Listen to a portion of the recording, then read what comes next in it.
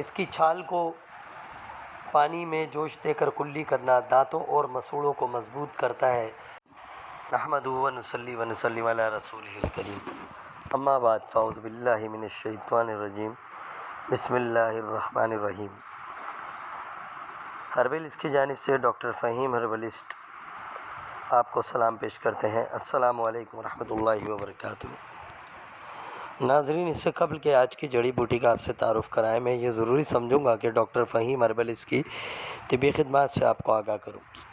آپ سوراب گوٹ JDC office کے سامنے ہربلز کلینک کرتے ہیں۔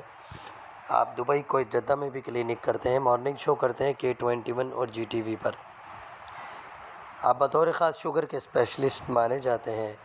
آرٹیفیشل انٹیلیجنس کے ذریعے ساری دنیا میں ادویات کی ترسیل کی جاتی ہے۔ جناب، یہ تھا مختصر سا تعارف ڈاکٹر فہیم ہربلسٹ کا۔ مزید رہنمائی کے لیے نیچے دیے گئے نمبر پر رابطہ کر سکتے ہیں۔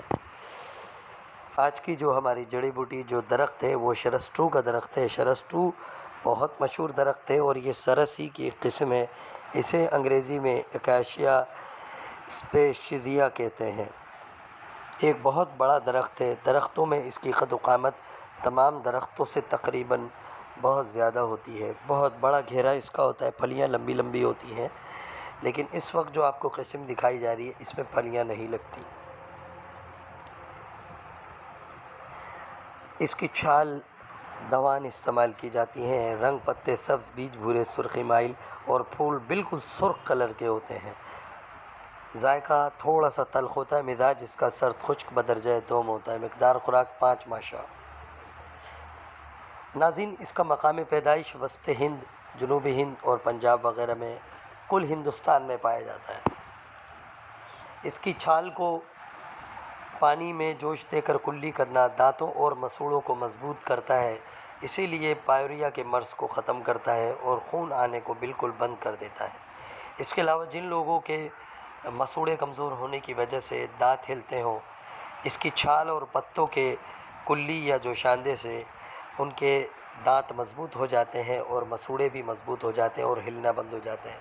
بڑھاپے میں ویسے ہی جو ہے دانت ہلنا شروع ہو جاتے ہیں اور بہت ان میں ضعف نمایاں ہو جاتا ہے، کمزوری ہو جاتی ہے، جس کے سبب دانت گرنا شروع ہو جاتے ہیں۔ ایسی صورت میں اگر سرس کی چھال کو سکھا کر جلا لیا جائے اور اس کا منجن استعمال کیا جائے تھوڑا سا نمک ملا کے، تو بے حد فائدہ ہوتا ہے۔ اس کا جوشاندہ تمام بدن کے ورموں کو ختم کرنے اور جلدی امراض میں نہایت مفید ہے۔ یہ اینٹی آکسیڈنٹ ہے، مصفی خون اعلیٰ درجے کا ہے، خون کو صاف کرنے میں بے مثال ہے۔ اس کے پتوں کو باریک پیس کر جلا کر نزلہ زکام میں شہد کے ساتھ استعمال کرنے سے بہت فائدہ ہوتا ہے۔ اس کے پھول کو استعمال کرنے سے قوت بہ بہت زیادہ بڑھ جاتی ہے۔